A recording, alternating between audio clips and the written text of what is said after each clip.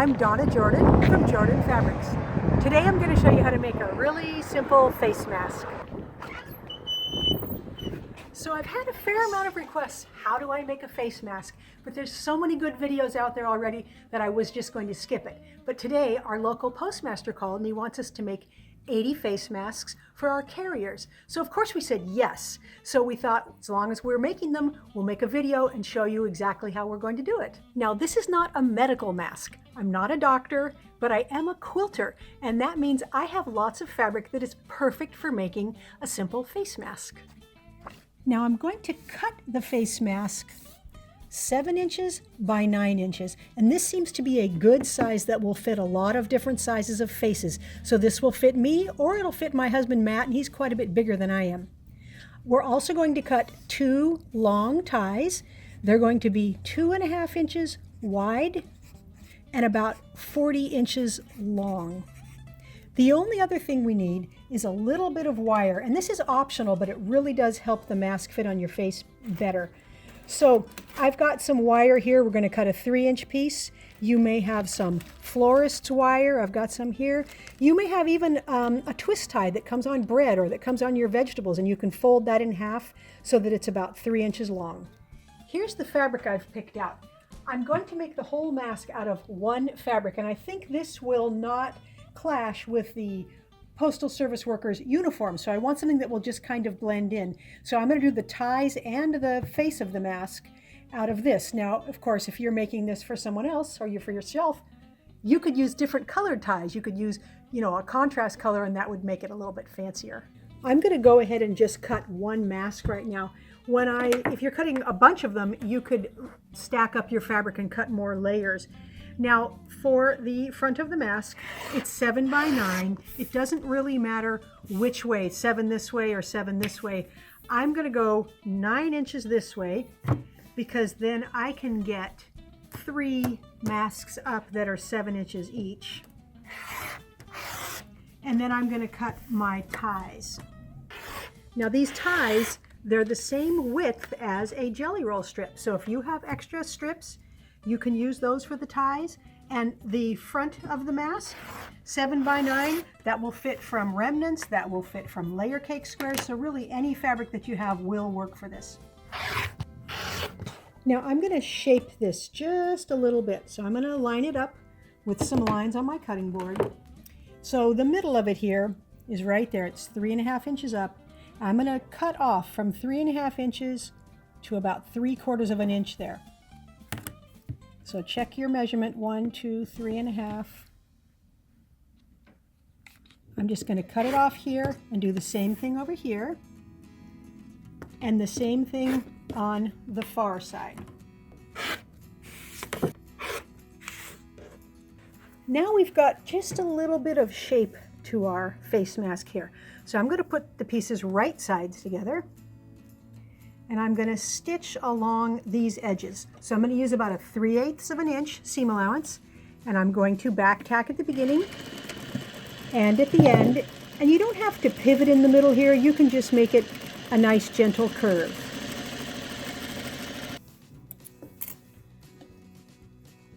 So about a 3/8 of an inch seam allowance here.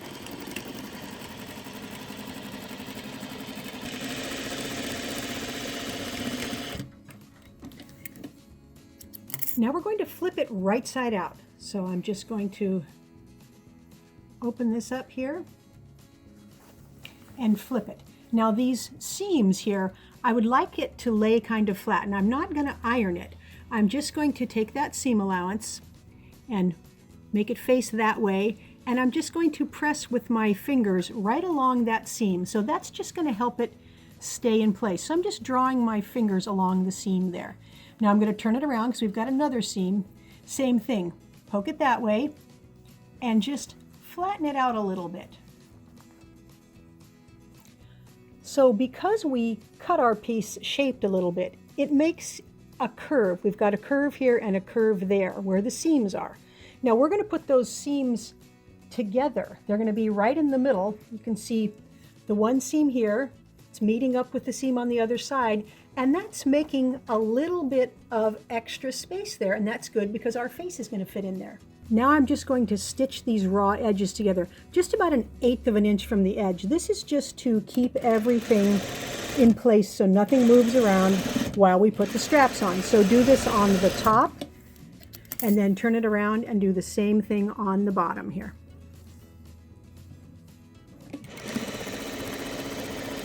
Now we're going to work on the straps.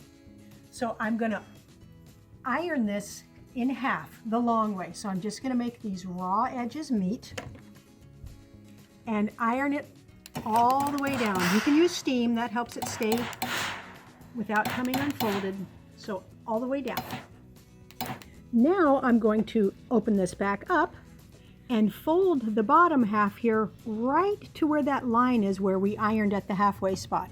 And I'm going to iron this. So I'm just going to make it meet that line and iron all the way down. You may need to pull it a little bit this way. That really helps keep it flat. Now we're going to do the same thing with the top. We're going to fold it so that it goes to the middle and it meets the other edge of the fabric. Now we're just going to fold this down and iron it one more time. So this is going to make a nice, neat, sturdy strap. Now the first thing I'm going to do is find the middle of the tie. So I'm just going to fold it in half and find the very middle here.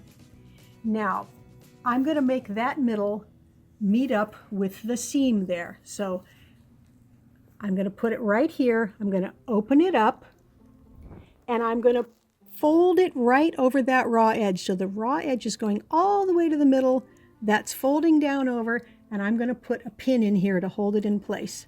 In fact, I think I'll put a couple of pins in so I can make sure this gets shoved all the way up against that fold, and that goes nice and neat down over the edge, and we'll put a pin in at the far end also. Now we're ready to stitch, so I'm going to go to the edge of the strap here, and I'm going to sew not right on the edge, about 1/8 of an inch in from this folded edge. So not too close.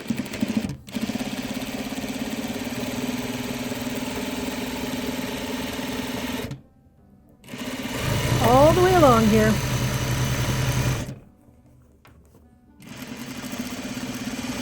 Now I'm just going to take the pins out and keep sewing, and that's going to catch the face of the mask, and it's going to look nice and neat. And then I'm going to keep sewing till the far end of the tie.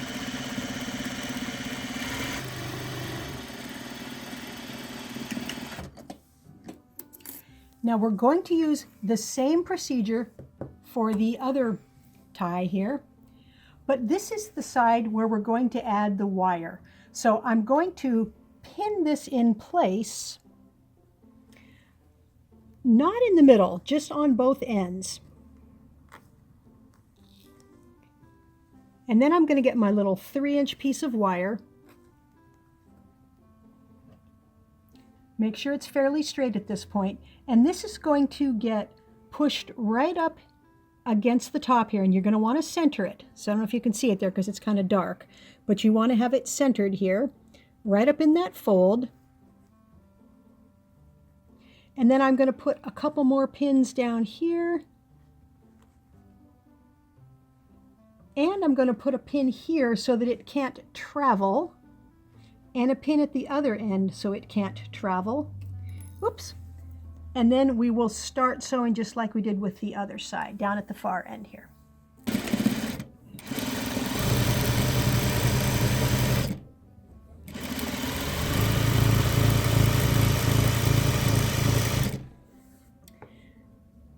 Now when you come to where the wire is, you're going to want to leave this pin in or take it out and stitch beyond it, but then stick it back in so the wire won't move while you finish your stitching.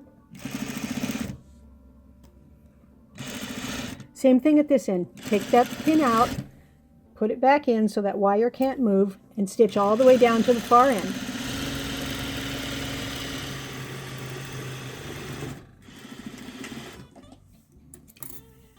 Now we're going to put some stitching on either side of the wire so that it won't travel. So you can't stitch right up next to it because your presser foot will hit it, but you can feel where the wire is. It ends right here. So I'm going to keep that away from my presser foot, and I'm just going to stitch back and forth there, and I'm going to do the same thing on the other side. So feel where the wire is. It's right here. I'm going to put that on the far side of my presser foot and go back and forth. Now that wire is very securely in there. It can't move side to side, it can't get out of there, but this can be bent a little so that you can make it fit over your nose. The last thing we need to do now is put in some pleats on the sides. So I'm going to fold it in half, completely in half, and I'm going to do a 1/2 inch pleat, and I want that pleat to be facing down away from the edge that has the wire. We want the pleats facing down. So I've got about a 1/2 inch pleat in there, and I'm going to put a pin in. So it's just folded over there. Now I'm going to put another pleat right here. So I'm not going to measure, I'm just going to make that pleat so that it's meeting up with the bottom of this one, so it's not too thick, and it's near the bottom, but not all the way at the bottom. It doesn't have to be an exact measurement here. And we need one more pleat up here. So again, make a little fold like this. Make sure you don't have too many layers there, and it's not beyond here, and put a pin in. And we're going to do the exact same thing on the far side. So fold it in half, 1/2 inch folded down, because that's the direction we've got here, down, and put a pin in, and then make those other 2 pleats. Now I'm going to simply stitch down this side here. So I'm going to get everything under the machine, back tack at the top, and then be sure to take the pins out before you sew so you don't break your needle.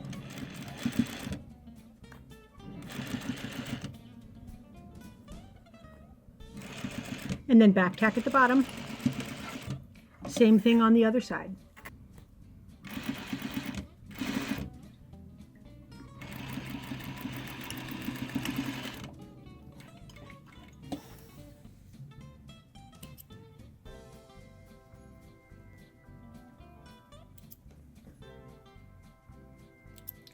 Now the last step is to neaten up the ends of these ties. So I think I'm just going to trim it off, turn it over twice, and give it a nice stitch there. You can also tie a knot if you prefer. You just want to make it look nice and neat. You could even just leave them if you like. They are selvage edges, so even though it looks like it's hairy there, it's not going to fray out because it's a selvage edge, but I think it just looks a little bit neater if I turn it over and narrow hem it.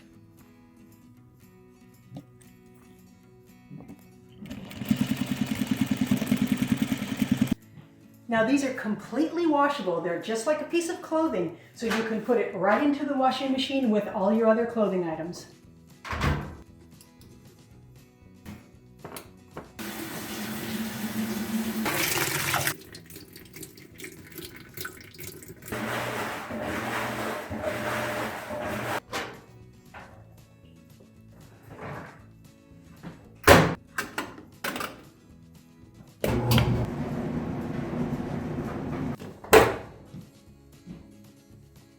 Now it's nice and dry, and all we have to do to put it on is find the edge that has the wire. Now that's going to go on the top, and I'm going to crimp it down over my nose just a little bit right at the beginning.